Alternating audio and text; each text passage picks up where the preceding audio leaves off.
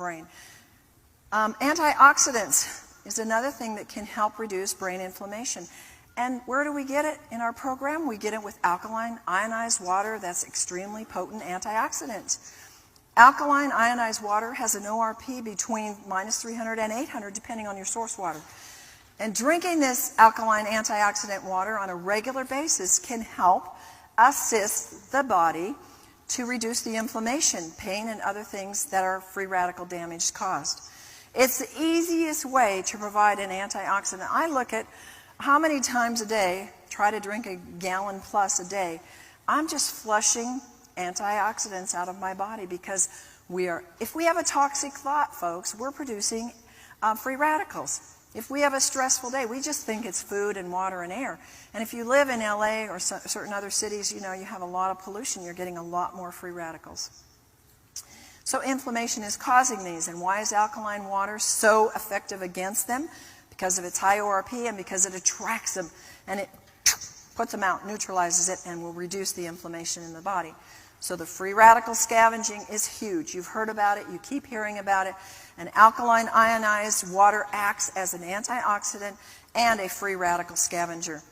Another reason why we want to use the water in our program is because a lot of issues are acid, and a lot of brain issues are acid, because alkaline water will raise the pH when it's drunk in the body. And it dissolves accumulated acid waste. And the brain acidosis, per research, can be related to anxiety, depression, stress, nervous tension. You can take your own pH in the urine with a pH strip, and you can see when you're under stress, you will have acid urine. And you could be eating a really good diet. That's an alkaline diet. But if you have stress, you're going to produce, if you have anxiety, fear, you're going to be producing acid and it will show in your urine pH. But alkaline water will stop, per research, the death of brain cells when the body or the brain is too acid, which to me is a phenomenal factor. Now, another factor we have is brain oxygenation and alkaline ionized water.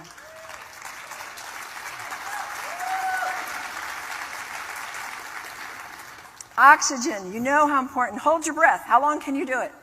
Not very long. And what happens? You start getting brain cell damage. And so we want those that have brain cell damage already to have more oxygen to help carry the movement therapies and the things that we do further. And it carries acid waste away from the brain. It's vital for the brain and the body health and the most important nutrient in the brain. So we're dealing with oxygen and water. What are they? The two most important nutrients in our brain and our body. And it increases the level of oxygen in the brain very, very quickly. All brain problems, and I should say all brains, need more oxygen. And how many here don't have a brain? Oh, I thought so. Okay, good. We're safe. As the pH increases, so does the predominance of the negative or the hydroxyl ions. Drinking alkaline water means more oxygen. Not in the form of the O2, but it's in the form of the OH, which is the hydroxyl ion, which is a stabilized because it's combined with an alkaline mineral. So once it's inside your body, you have two hydroxyl ions, which can form the water molecule and then give off an oxygen atom. In this way, the alkaline mineral is used to neutralize acid, and the hydroxyl ion is free to supply oxygen. Isn't that genius? I think it's amazing how that works. Then we have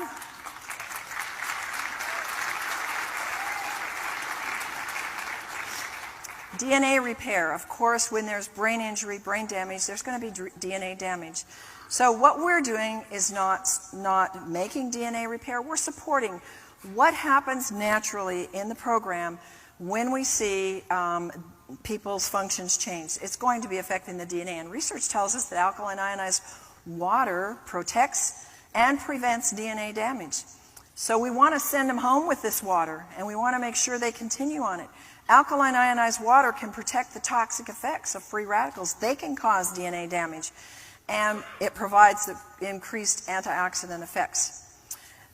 This is a really amazing story of this young man. This was Stace.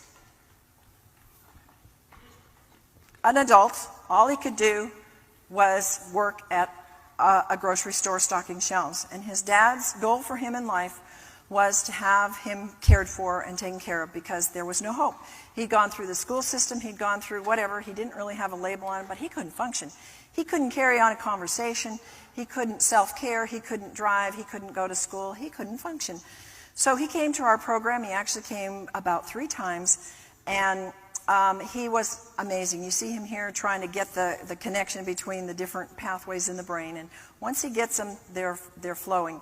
And it was very important for him to have the alkaline ionized water, because it would help him be able to, number one, get the oxygen to the brain, catch the new connections that were being made. But today, he's in college, he's getting A's and B's, he's got a girlfriend.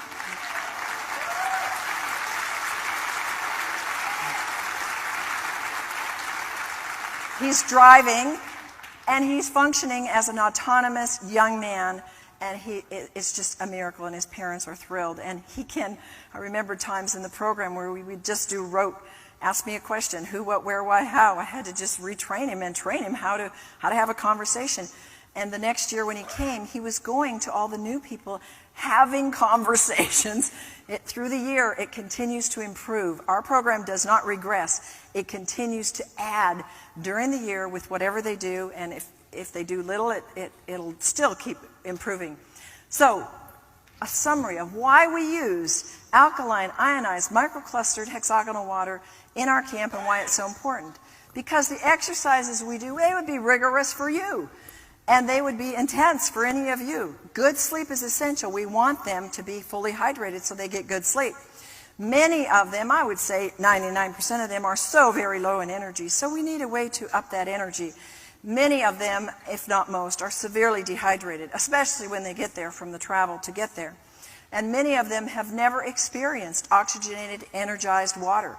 And the brain, remember, is 80% water. And it needs the maximum hydration to facilitate and make those new brain connections. 6 hours of brain therapy a day means a lot of energy. Water is the single greatest source of energy in the body. Its movement in and out of the cells produces an amount of energy. Guys, this is important about the water. That water has electricity. It has energy that you can't see and you can't prove. And that's why one of the first signs of dehydration is fatigue, because there's no energy moving in and out of the cells. Intense therapy means you need intense help for them. Here, if you're paralyzed and you're down there crawling, do you think that's going to take every bit of energy in your cells? You better believe it. If you're autistic and you're stiff and you're rigid and you're defiant, and you don't think that's going to take a lot of energy from mom and the staff to get that person to do that? That's why the staff and the parents drink it too. Here's Erin. She's another one of our stars. She would do 2 hours of trampoline a day. She came to us. She had never run in her life, and zero energy. And her recovery from her severe Asperger's was spectacular. She's this 26-year-old who now can carry on a conversation. She can initiate conversation. She can take care of herself. I mean, she sat on the couch every day and just was, well, I don't like my life. I don't like myself. And they're aware enough to know that something's wrong, but they didn't know what to do. And she's just amazing, too, today.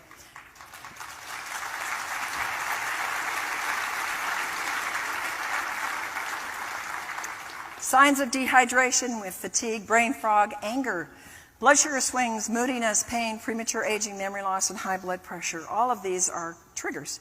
Many autistics, learning disabled, any issue that's come, brain injured, they drink little or no water. What are they going to do? They're going to do sodas and juice and coffee and these drinks. This accentuates their inability to think and function normally. And then for many of our participants, they've never in their lives, I mean, I actually have people that have never even drank a glass of water because they're obstinate and they don't want to, and the parents don't realize the importance of it. Chronic dehydration results because the necessary amounts aren't taken in every day. And to make matters worse, then they're drinking mostly juice or things that are more dehydrating, like sodas or caffeinated drink or sugar or alcohol. And then these substances cause a net loss rather than a gain of water in the body. And those who regularly drink these things are actually drinking themselves dry, so we're getting the brains getting less and less. Now, another thing we use in our camp is we use the water for cooking. And this is an awesome thing. You take the 11.5 pH water and we soak chicken in it. And you can actually make chicken broth. With one neck, it'll make a quart of chicken broth.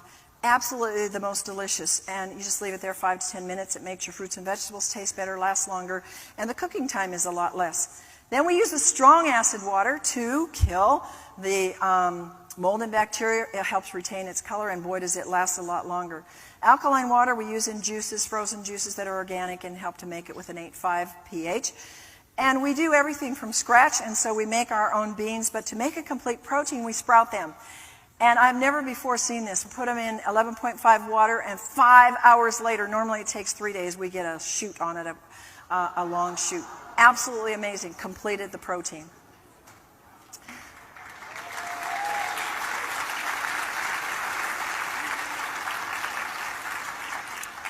Another thing that we do is we have a garden, and we like to store some of our food, so we take homegrown onions, and they're soaked in the 2.5 water. They kill the mold, the bacteria, the fungus, and then they're dried. And guess what? They taste better and they store longer in storage. Then we used it in our laundry. We had a young lady who had such poor digestion she could not digest the omega oils that we did, so she had an accident on the bedding. We had washed it and tried to get the smell, and you know how fish smells. There was no way that blanket was going back on anybody's bed. So we said, I got an idea. Let's put it in the 11.5 water. So we took the portion of the blanket, soaked it in there for an hour or so, came out smelling like it had been in the sun, just as fresh as could be. It was amazing. Now, quickly, we're going to show you the results by increasing all the things that we're doing, but undergirding it with the ability of the ionized water, the alkaline water, to get in there. Yuan came to us. She had a brain tumor in her cerebellum, left her paralyzed on her left side, left her in a wheelchair. After 12 days, her vision returned so she could actually read out of her left eye. Her sensation in her tongue was returning so she could begin to eat. Her muscle movement greatly improved on her left, and she actually was able to stand and do her own grooming. Here she comes in the left. She had to have her husband with her at all times, helping her, holding her, because she could barely move. Then you see her on the right, midway in the program. She's actually moving herself and able to get movement with herself. Now, she came to us, mind you, bedridden. She came to us in a wheelchair. She'd been around the world. She is an MD from China, and she'd been everywhere for therapy for 9 years. And here we have her on the left. She's now walking on her own with help, somebody near her in the wall. And then on the right, she's walking, standing alone with perfect balance with nobody near her. First time in her life. 9 years bedridden, in 9 days walked.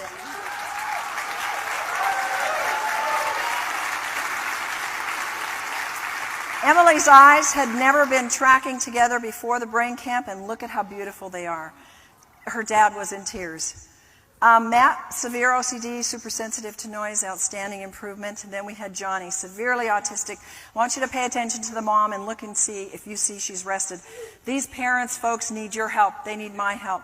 They're exhausted. These kids are so hard to take care of. Watch her when she sits down. And then Johnny on the right, after maybe 10 days, look at her. Phew. Oh, I got him in here. Grandpa's there to help. We didn't need anybody there. He was obeying. He wouldn't run away. He was starting to eat properly. He was putting a puzzle together in the right place per my instructions with nobody around him. And he has continued to grow. And his doctor, neurologist, said, whatever you're doing, keep doing it, because this is amazing. So where would you go in conclusion?